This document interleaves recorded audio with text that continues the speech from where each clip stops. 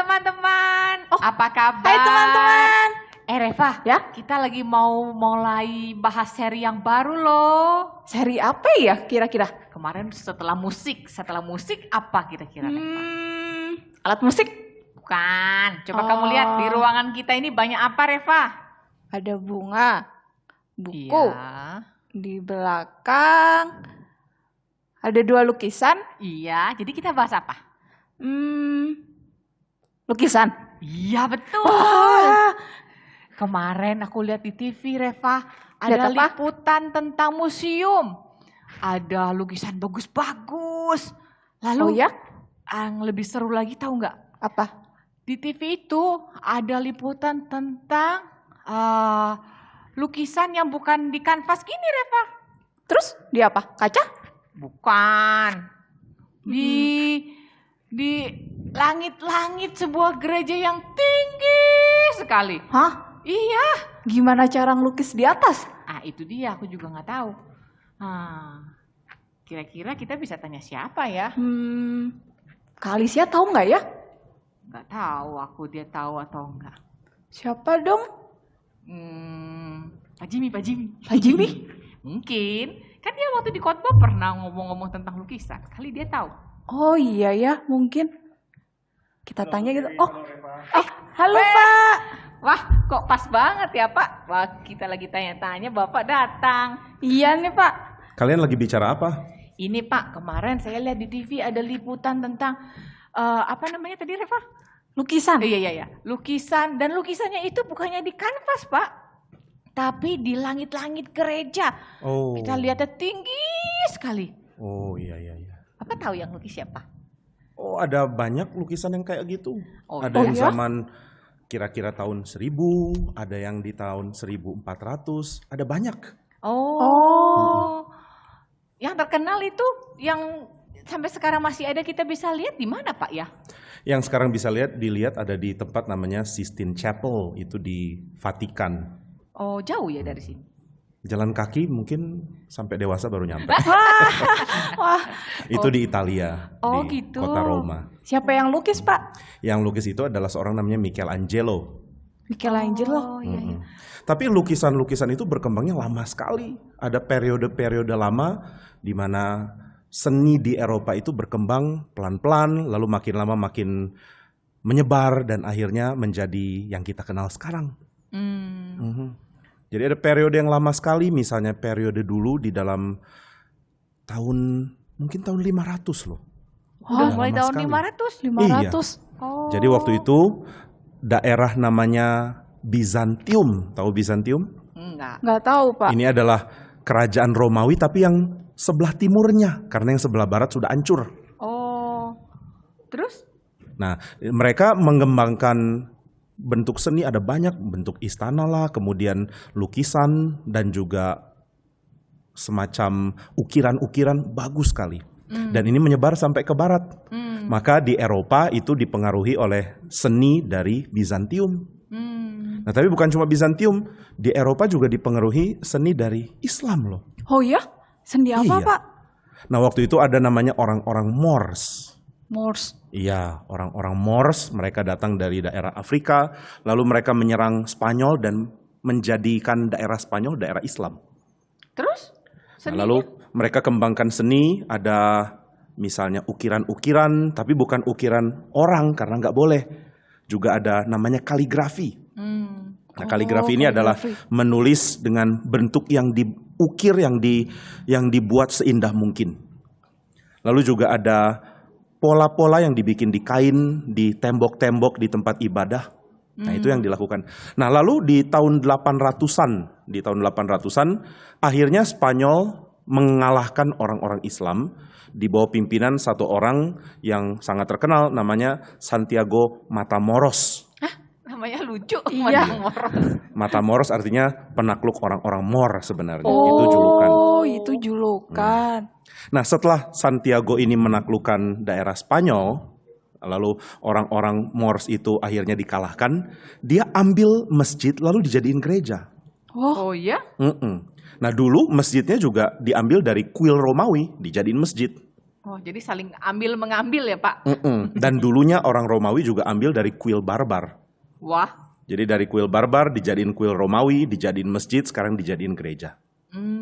Nah tapi orang-orang Spanyol waktu itu tidak hancurkan masjidnya. Mereka malah ambil bentuk seninya. Jadi seninya dicampur dengan budaya Kristen. Makanya ada percampuran Islam dan Kristen di budaya seni Eropa di awal-awal.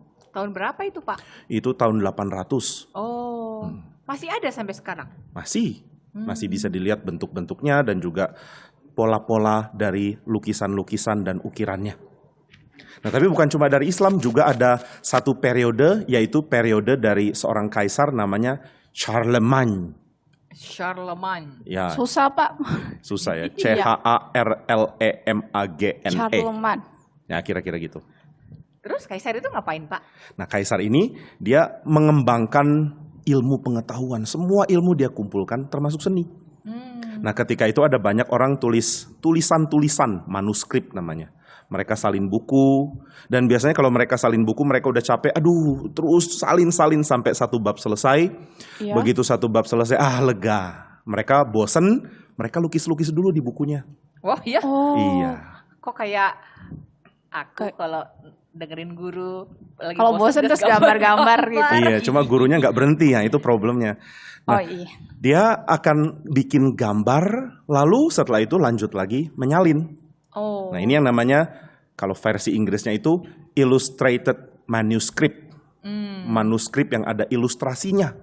Oh jadi gambarnya itu menerangkan yang ditulis gitu Pak atau sebaliknya? Ada macam-macam. Nah, yang unik, kadang-kadang di lukisan-lukisan itu ada kesatria lawan siput.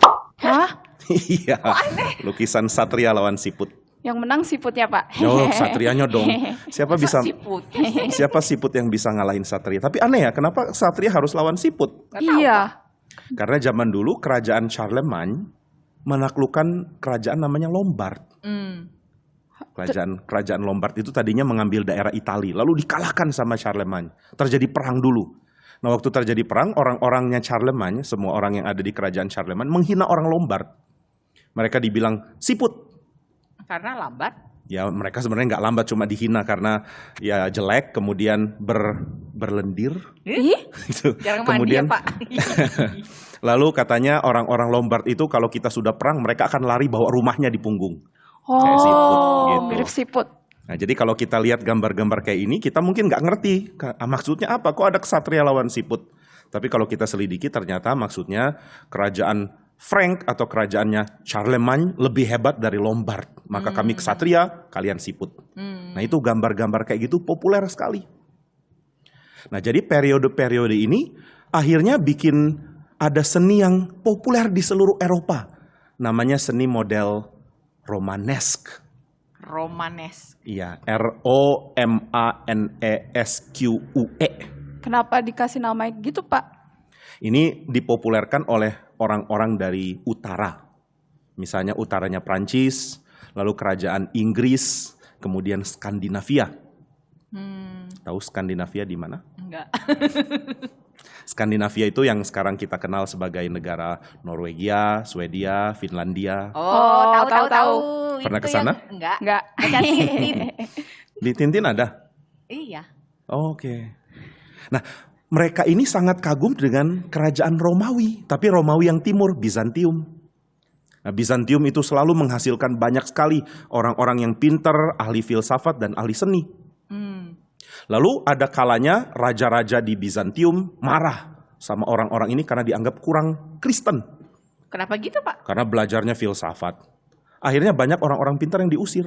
Lah. Nah, mereka diusir, akhirnya mereka mengajar orang-orang Islam di Arab, dan ada yang pindah ke Eropa, lalu mengajar orang-orang Skandinavia dan orang-orang utara itu.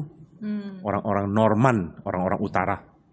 Nah, dulu orang-orang utara itu dianggap orang yang kurang berbudaya, karena mereka cuma tahu perang, nggak ngerti apa-apa. Tapi setelah mereka belajar dari orang-orang Bizantium, akhirnya mereka ingin kembali mempopulerkan seni dari kerajaan Romawi, dari Bizantium itu. Nah, maka mereka bikin ukiran-ukiran termasuk lukisan di tembok gereja, di dinding gereja. Itu udah dari zaman namanya Romanesque. Romanes itu tahun berapa, Pak? Itu sekitar tahun 1000. Oh, iya iya iya iya iya. Lalu mulai menyebar. Nah, salah satu yang paling terkenal adalah seorang yang namanya master dari sebuah gereja namanya Saint Clement di Catalunya, itu di daerah Spanyol.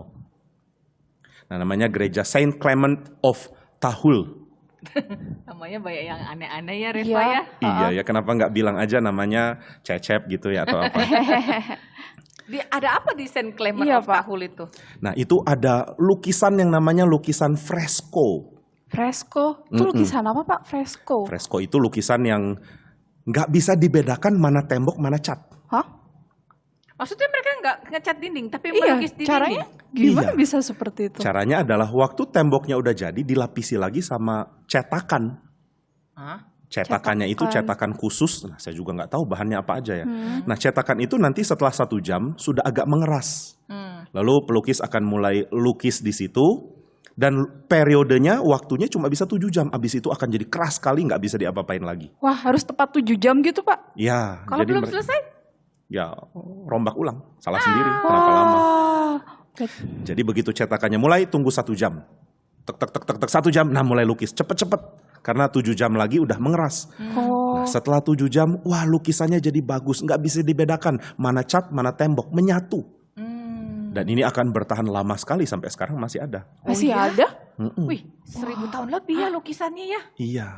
Nah itu satu lukisan dari seorang, nggak tahu namanya. Akhirnya orang bilang Master of Tahul. Oh. Lalu salah satu lukisan dia itu ada di kubah dari gereja itu. Namanya adalah Kristus Pantokrator. Kristus sang penguasa segala sesuatu. Itu Di lukisan atas, yang Pak? bagus. Gimana Betul. kalau ke atas gitu Pak? Pakai tangga? Ya iya kali ya. Atau dia pakai tali kemudian Oh. berayun, saya nggak tahu. Iya, iya, iya. Mungkin pakai ini ya, pakai apa namanya? Panggung yang tinggi Ya gitu, panggung Pak. yang tinggi. Apa sih namanya nggak tahu. Terus dia tiduran ngelukisnya. Iya, gitu, Pak. Lihat ke atas gitu, Pak. Mungkin nggak tiduran, tapi begini terus. Wah, Selesai minta dipijit. gini Karena udah pegel. capek ya. Encok ya, Pak ya. Kayak kamu juga mulai encok ya. Nah jadi waktu lukisan itu dipopulerkan, waktu orang sadar tentang pentingnya lukisan ini, mereka sadar di kira-kira sudah agak lama, tahun 1800-an. Baru mereka sebut ini periode namanya Romanesque. Nah, lalu muncul namanya periode yang berikut yang juga sangat penting di abad pertengahan, namanya periode Gotik. Gotik. Ya, Gotik, G-O-T-H-I-C. Itu Gotik. periode apa Pak? Iya. Nah ini periode ketika orang-orang dari barat bilang, kenapa sih kita mesti banyak dipengaruhi dari Bizantium, dari Islam? Kita juga punya tradisi sendiri kok. Dan banyak kerajaan di Jerman, suku-suku Jerman, kemudian orang-orang Frank, itu dulunya orang-orang barbar. Maka mereka bilang, mari kita gali dari tradisi kita sendiri. Nah jadi nama Gotik itu dibilang Gotik karena bersifat Goth. Goth Apa itu itu, ya bisa dibilang suku-suku barbar pada waktu itu. Oh. Orang-orang Visigoth, kemudian Lombard, dan lain-lain. Nah mereka juga punya tradisi seni dan akhirnya itu yang digali dan dipopulerkan. Nah lukisannya nggak terlalu bagus dalam arti agak mencong-mencong. Hah? Kok bisa Nggak gitu? terlalu teratur. Karena itu memang gaya melukis pada waktu itu. Dan lukisannya biasanya akan menampilkan wajah yang nggak ada ekspresi. Kalaupun ada ekspresinya cuma senyum dikit. Gitu aja. Melambangkan apa itu, Pak? Itu sangat mungkin karena dulu banyak kesulitan sehingga orang berpikir, aduh nanti kalau kita udah di surga ya tenang, gak ada masalah. Di surga keadaannya damai, jadi mukanya tenang. Maka mereka melukiskan muka-muka yang tenang. Berharap nanti kita juga bisa tenang, sekarang belum bisa tenang. Nah ada banyak pelukis yang terkenal pada zaman itu, misalnya seorang namanya Duccio. Duccio. Dia lukis apa? D-U-C-C-I-O, dia di tahun 1300-an. Duccio. Dia melukiskan satu lukisan yang namanya Maesta. Tentang apa itu, Pak? Maesta itu tentang Maria lagi gendong bayi Yesus. Oh. Nah waktu itu lukisannya selalu punya pola. Kalau gambar bayi Yesus pasti sudah dewasa mukanya. Hah? Kenapa gitu, Pak? Karena bagi mereka Yesus itu nggak seperti manusia biasa. Jadi waktu bayi pun sudah dewasa mukanya. Bayi tua dong. Ya, kira-kira begitu. Ini nanti yang dikritik di zaman Renaissance. Mereka nggak mau lukis seperti itu. Oh. Tapi Duccio lukis seperti itu, lalu lukisannya menggambarkan muka-muka yang tenang, yang nggak terlalu ada perasaan apa-apa. Pokoknya datar gitu. Ini Duccio. Setelah Duccio, ada siapa lagi Pak pelukisnya yang terkenal? Ada lagi namanya, nah ini yang mungkin sangat terkenal namanya Giotto, Giotto. Giotto, Duccio, Giotto. Giotto. Orang-orang Italiano semuanya. Iyo, gitu. Salah ya. Nah, Giotto ini melukis pakai model mosaik. Apalagi itu Pak Jimmy? Mosaik kotak-kotak, Pak. Ya, Bukan? bukan. Kamu tahu batu-batu yang bagus-bagus yang warnanya bisa warna-warni? Nah, itu batunya dibikin kecil-kecil, lalu nanti akan ditempel berdasarkan lukisannya. Jadi lukisnya dibuat dari batu-batu kecil begitu. Wah, iya. Jadi dilukis dulu atau langsung tempel gitu, Pak? Ada yang bilang mungkin dilukis dulu baru ditempel, atau bilang langsung, ada juga yang langsung tempel. Giotto melukis bagaimana ya nggak tahu. Kayaknya dia langsung tempelkan mosaiknya ya. Keistimewaannya apa Pak? Tahan lama gitu kalau pakai batu? Sampai sekarang masih ada sih di gereja di Vatikan. Jadi kalau kalian masuk gereja namanya Saint Peter's Basilica, ini gereja terbesar di dunia. Wow. Nah kalau kalian mau pergi keluar, kalian akan lihat itu lukisannya Giotto. Dan ini lukisan tentang perahu yang sedang digoncang ombak. Di dalamnya ada murid-murid Tuhan Yesus. Oh, yang cerita di Alkitab yang Tuhan Yesus jalan di atas air itu, Pak? Iya betul, jalan di atas air. Hebat kamu Reva. Lalu tahu apa lagi yang terjadi waktu itu? Yesus jalan di atas air, terus ada juga yang ikut-ikut. Petrus. Iya, Petrus ikut-ikut. Terus hampir tenggelam kan? Iya. Lalu dia bilang, Tuhan tolong aku tenggelam. Lalu Tuhan pegang tangannya. Nah ini momennya. Seperti kalau di foto ceklek. Nah ini yang Giotto bikin hasil fotonya. Oh iya, Pakai zaman mosaik. dulu nggak ada foto, jadi pakai lukisan ya Pak ya? Nah kemudian di kapal itu ada 11 murid lain. Iya. Sekarang coba itu. Muridnya Tuhan Yesus ada berapa? 12. 12. Waktu dulu orang-orang paling gak mau gambar Yudas. Kenapa Pak? Yudas kan mengkhianati Yesus. Oh, jadi di Karena itu nggak digambar. Iya, pokoknya kalau gambar murid-murid Yesus selalu 11. Oh gitu? Minus Yudas. Yudas tidak berhak masuk kanvasku atau lukisanku. Wah, udah dieliminasi dia ya? Iya, tereliminasi. Lah, ini kok jadi ada 11? Nah, waktu itu ada 11 di perahu, kemudian Sama ada Petrus. Petrus. Makanya orang-orang lihat marah loh. Kamu kok lukis Yudas? Tapi Giotto bilang, enggak, saya enggak lukis Yudas. Nah, Jadi lukis siapa, Pak? Ada satu murid yang pegang arah kemudi kapal, namanya Paulus katanya. Jadi dia lukis Paulus masuk di situ. Loh kan Paulus belum ada waktu itu. Iya, aneh ya. Giotto bilang, ini bukan lukisan cuma periode waktu Yesus sedang berjalan di atas air aja. Ini lukisan melambangkan gereja saat ini. Jadi digambarkan gereja sedang diguncang oleh angin. Kemudian Petrus hampir tenggelam. Dan di semua gambar itu semua orangnya miring. Satu-satunya yang tegak cuma Tuhan Yesus. Oh iya? Wah, Miring karena Miring ombaknya, karena Pak? ombak. Petrus miring karena mau tenggelam. Yudas kok Yudas? Yesus satu-satunya yang tegak. Oh. Kemudian di atas itu ada para nabi yang sedang berdoa. oh. Dan angin yang menggoncang kapal itu pun angin yang ditiupkan dari sorga. Oh, maksudnya berarti? Berarti Giotto mau bilang gereja memang lagi dalam keadaan kacau karena waktu itu memang kacau. Pemimpin gereja diserang. Waktu itu ada paus namanya Paus Urban. Dia paus yang baik. Dia mau menyingkirkan orang-orang yang korupsi. Tetapi banyak orang yang korupsi benci paus ini. Akhirnya pausnya diusir dari Roma. Terpaksa harus pindah ke Prancis. Nah waktu dia mau pindah, Giotto sedih. Karena dia pikir ini paus yang baik, maka dia lukis lukisan itu, mosaik itu. Nah sehingga semuanya miring, kemudian cuma Yesus yang tegak, Yesus yang menenangkan. Lalu ada Giotto juga melukis dirinya. Jadi ada Giotto di lukisan Giotto. Oh, Bisa di-insert gitu ya? iya. Dia lukis dirinya sedang apa, Pak? Dia lukis dirinya lagi mancing ikan. Oh, kok kenapa gitu Pak? Ya dia mengatakan saya cuma jemaat biasa, nggak tahu apa-apa. Gereja mau ribut ini ribut itu, saya nggak tahu. Saya cuma tahu cari makan, saya cuma tahu kehidupan sehari-hari. Jadi dia mau bilang, coba pemimpin gereja pikirin dong jemaat. Kalau kalian berantem terus, ribut, cari mau jadi penguasa, mau jadi pemimpin. Kami jemaat nggak dapat apa-apa loh, kami nggak ngerti. Tolong perhatikan kami, kira-kira gitu. Wah, arti lukisannya dalam sekali ya Pak ya. Bukan hanya sekedar dapat ide mau lukis, lukis ini nih waktu Tuhan Yesus meredakan angin. Tapi bisa ada yang miring lah, ada 11 orang doang, lalu kemudian ada 1 orang mancing. Wah, hebat Dari ya. dulu lukisan-lukisan yang bagus itu selalu punya pesan. Oh, Misalnya lukisan tentang Yesus di awal di tahun 700 itu menggambarkan tentang teologi tentang Yesus adalah Allah dan manusia sejati. oh ya? Wah, susah Sehingga ya melukis ada zaman sisi dulu. yang sifatnya ilahi dari wajah Yesus, tapi juga ada sisi yang sifatnya manusiawi. Nah, jadi ada perkenalan doktrin. Semua lukisan ada makna, bukan cuma sekadar oh bagus, enggak, tapi ada pesan yang mau disampaikan. Gitu. Jadi bukan hiasan gitu ya Pak maksudnya ya? Bukan hiasan, tapi ini alat untuk mengajar. Oh, daripada gerejanya polos, mending dilukis gitu bukan ya Pak ya? Bukan, tapi ada tujuan, yaitu memberikan pengertian. Oh, Nah, lalu akhirnya muncul periode namanya Renaissance. Nah, ini yang susah juga tulisannya. Di periode apa, Pak? Jadi di periode Renaissance, orang-orang mulai sadar bahwa ada keindahan dari zaman dulu. Zaman Yunani klasik. Keindahan yang seperti apa, Pak? Ada banyak keindahan, namanya keindahan yang proporsional.